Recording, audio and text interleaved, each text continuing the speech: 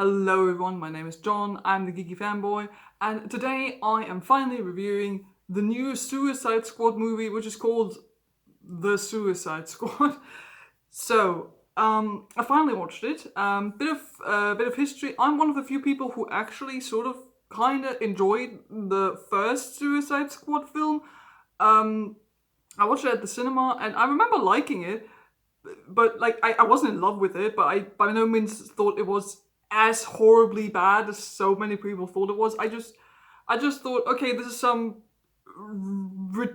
ridiculous, kind of stupid, a little bit bad, but entertaining nonsense. That's what I got from like the first film. By no means the best film, definitely not. But you know, it's kind of fun to like put on if you have some spare time in the evening and just have some stupid fun with it.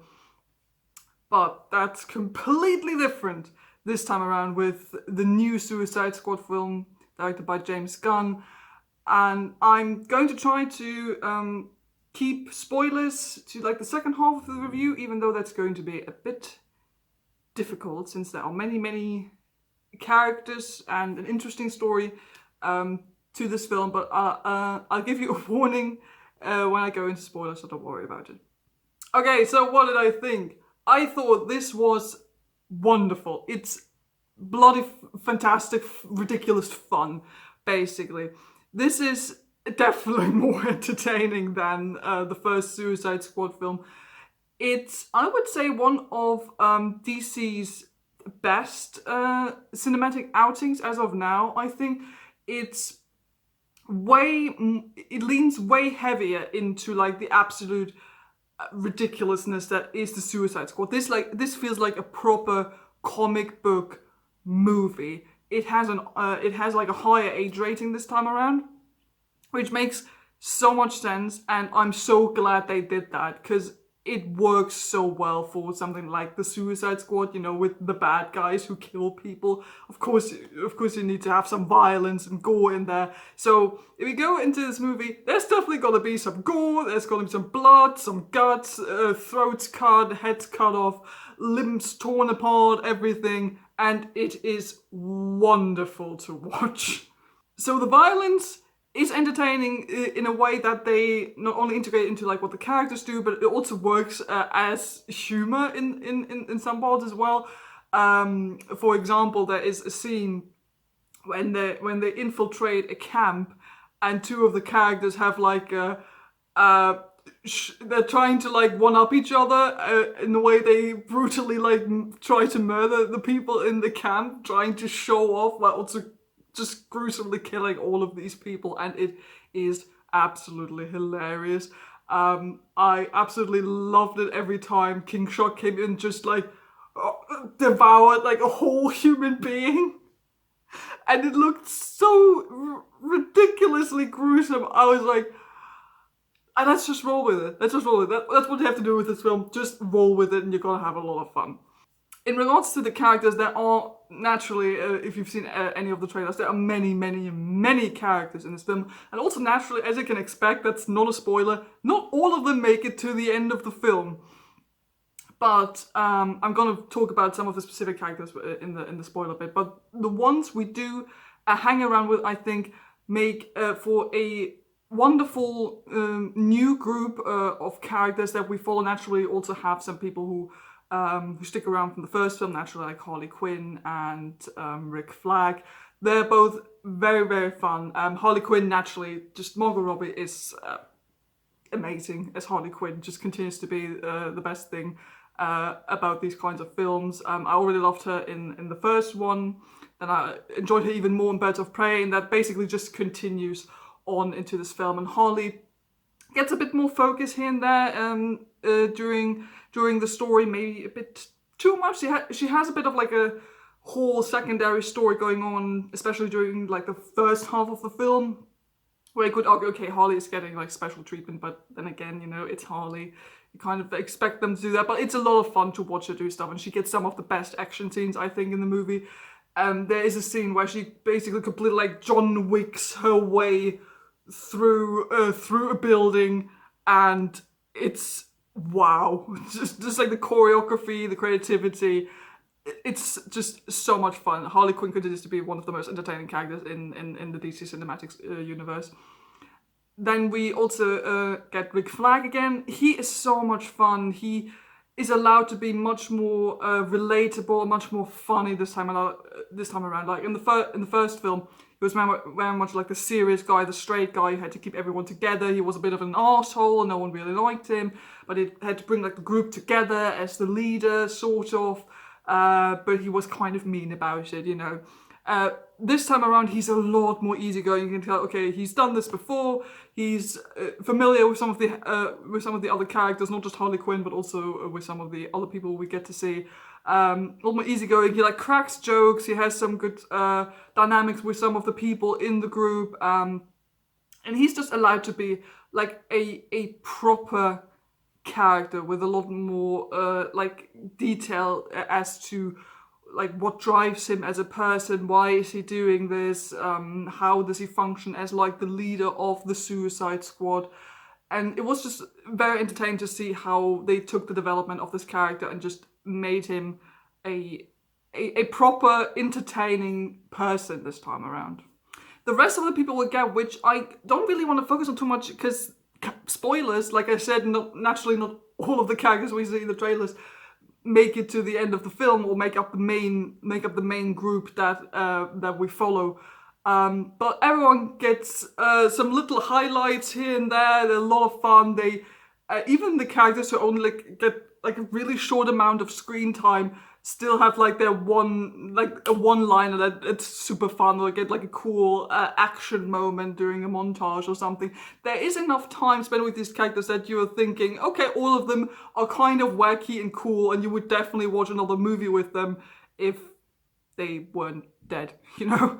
But I just like how wacky this group of characters is and how the movie just rolls with it. Like, the movie is not afraid of making fun of itself or making fun of previous DC stories, especially the previous Suicide Squad film, which especially comes through when they analyze or get into the details of some of these characters.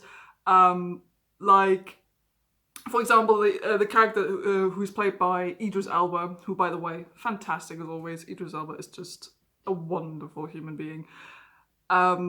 That he's basically exactly like the character who Will Smith played in the first film, like with a similar story to him, and they kind of make fun of that. They introduce his character being like, yeah, he's a marksman who had like a bad childhood. He can kill anyone and anything using projectile weapons, and he like that sort of thing.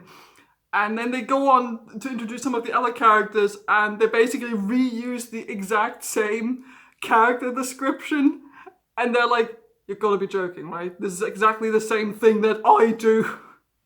And I love that the film is not afraid to like poke fun at itself and point out that, you know, while there are many, many different kinds of characters in the comic book world, many of them are also very, very similar, especially like in regards to the villains and the people you recruit for the Suicide Squad. Like, yeah, they're kind of the same. We try to make them different, but we also have to admit, yeah, some of the background stories are just very one note. In general, I think the humor works very well in this film. Because you get all different kinds of humor, so it's not, you get like funny one-liners here and there, you get situational comedy, you get action comedy, you get absolutely like ridiculous, wacky kind of comedy. They also play a lot with like visuals and the character dynamics. It's just a lot of fun to sit down and enjoy this. It's maybe not like laugh out loud comedy non-stop, but that's a good thing, I think, because I personally don't enjoy it, which is sometimes my problem with some of all the Marvel movies, that they just try to be too humorous like all the time and like try to go for the gag, try to go for the joke all the time. And the movie doesn't do that, doesn't go out of its way to like make a punchline, which I think is good. And there are also moments that, you know, are still serious and emotional. You know, they do take their time to build up these characters, to build up the background stories surrounding these characters, how the group dynamics work. And there are also moments that are not undercut by humor, that are just somber, silent moments that are played out, and you get to sit there and think about them. And I just love that, because I think that's often a problem with superhero films, that they are maybe a bit too afraid of just like letting something end on a serious or sad note, something that is not funny.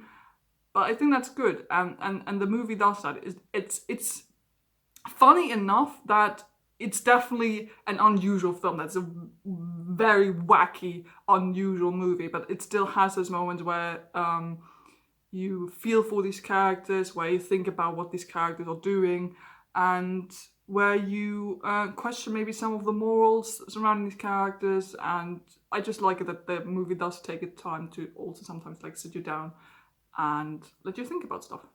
That being said, the story I think works very well. It's by no means nothing special or out of the ordinary. What I like about it is that it isn't told in a straight way. So we do get a lot of like jump cuts to like 5 minutes earlier or 10 hours earlier, and then we sort of recap what has happened with some of the other characters and how they got to that certain point that we saw other characters get to earlier, which I like, because the group isn't always together, so they have to split up some of the characters now and then.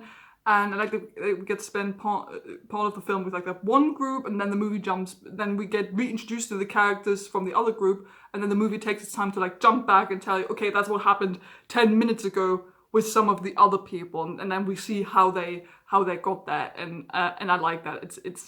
It's an easy but I think entertaining way to tell a story, and the transitions between those scenes is actually very fun. Like they play a lot with like visuals and title cards, how they are built into the surroundings and the visuals of the movie.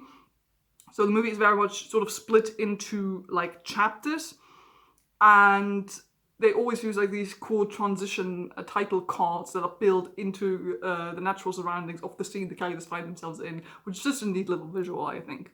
The movie is, I think, like 2 hours and 50 minutes long or something like that. And I was afraid going into it that might be too long. But I have to admit, the movie's pacing is actually quite good. I only looked like once how far I was in, and it turned out I was already halfway through. And I was like, oh, okay, we're already over 1 hour in.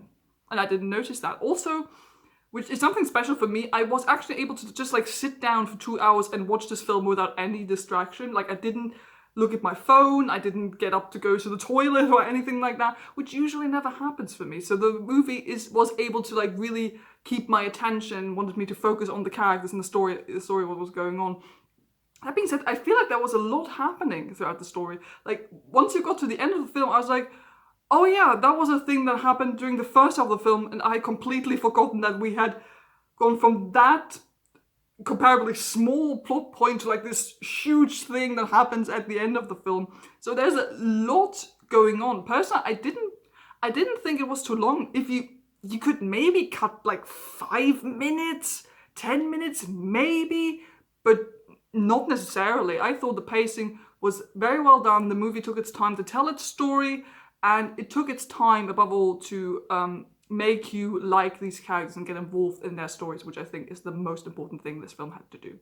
So in order to talk about maybe some of my highlights and personal favorite characters, I'm gonna jump into spoilers now, so if you haven't seen the movie yet, turn the video off now. So yeah, just me talking about some of the specifics that go on in the story and some of the characters that were going. I think the group we hang around with for the most part of the film is a fantastic group. I was completely gobsmacked when they killed off like over half the Suicide Squad after the 10 minutes. I was like, oh, we're doing it this quickly. Okay. Also, Captain Boomerang died. I'm upset about that. I kind of liked him. He was my favorite from the first film. Nah, dang it. But okay. So, but we get Idris Elba as Bloodsport, and I just love Idris Elba. Like I already mentioned, his background story is basically the exact same as Deadshot's, and I like they're poking fun at that. But he still feels like a different character. He is more fun, I think, than Will Smith's character from the first film.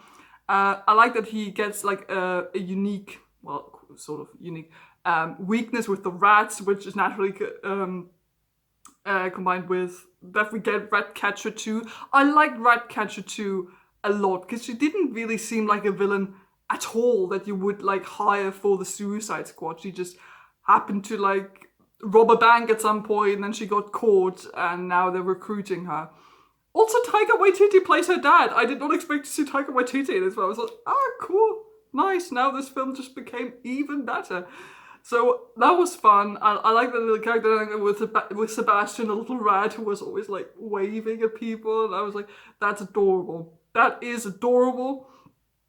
So I like that how that was like a little side story that was going on for Bloodsport, how he slowly overcame that. Ratcatcher 2, like I said, is a very fun character. The actress was very good. I like her little friendship that she builds up with King Shark, who is absolutely adorable. I love King Shark. He's so cute. The animation on him was really, really adorable and terrifying. Like I said, when he like swallows people whole, it's terrifying, but still kind of cute. I don't know. But I was really into King Shark for some reason, and I was so glad that he survived. I was so worried that he died during the final battle, and he comes out of the rubble. I was like, yes, the Shark Boy lives. So that was nice. There's this cute little scene where he goes into this aquarium room, and there are like these little squids, and they like build this silhouette, and he plays with them, and I thought that was super adorable. That was really cute, and he just had some cute, funny little moments. I think he was very much more like comic relief, but I think that worked wonderfully. Then we also get Polka Dot Man. You know, you think Polka Dot Man, that's the most ridiculous, stupid comic book character ever, and probably kind of is, but this film makes you able to care about a man called Polka Dot Man. So take that.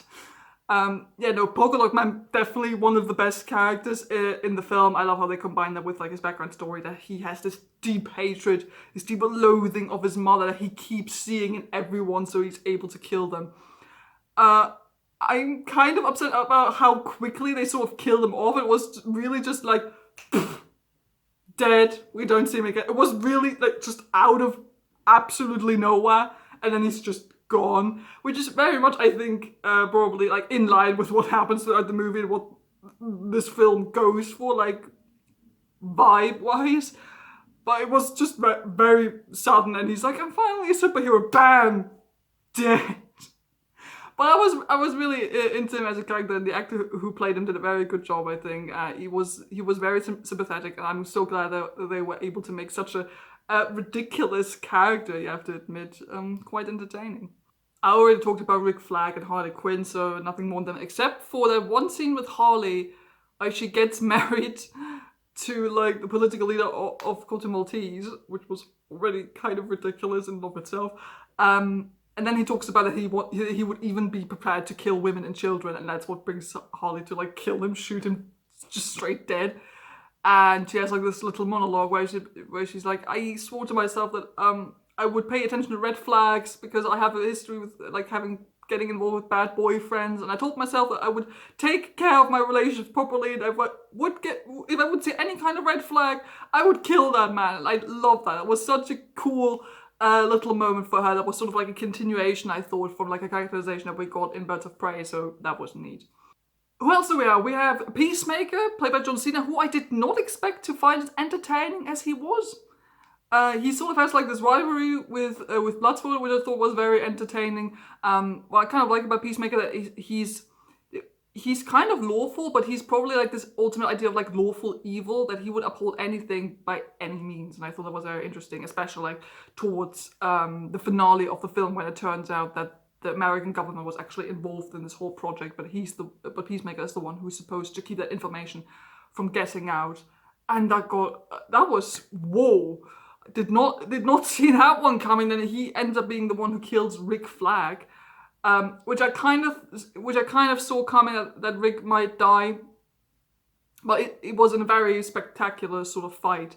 And I like how Peacemaker goes out at the end that Bloodsport is the one who like manages to shoot him with like the smaller bullet. I thought that was really, really cool.